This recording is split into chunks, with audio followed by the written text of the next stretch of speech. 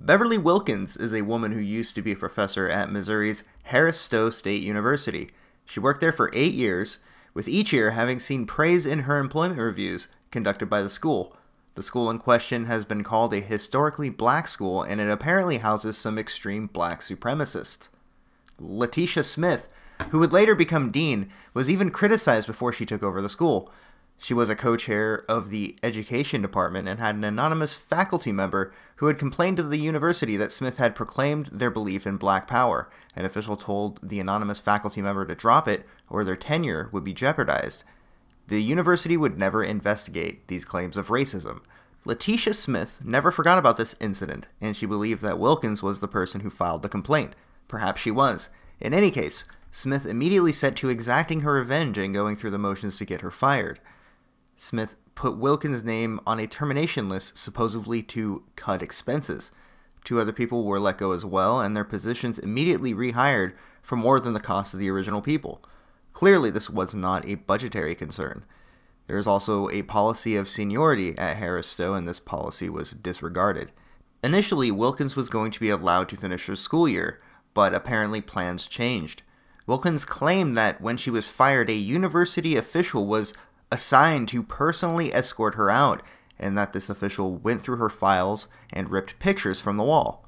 During the trial, the university was ordered to preserve Smith's email account for the sake of evidence.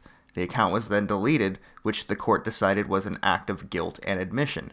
The court also determined that Wilkins' future prospects of working had also been obstructed, as she was not able to find work after being fired from Harris-Stowe. The university was also denied in appeals court, where they claimed Wilkins was invoking an irrelevant state law to better her case. Here's a quote from the court report.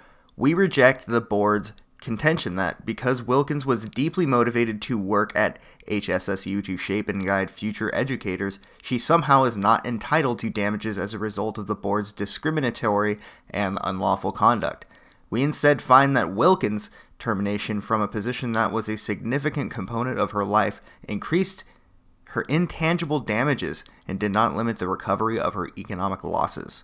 This woman was awarded $5 million for being racially discriminated against by a black university for being white.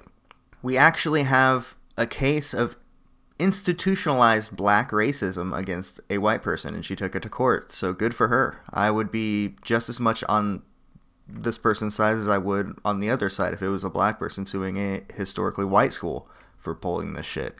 So I think it's really good that finally we're holding both sides accountable to the same rules.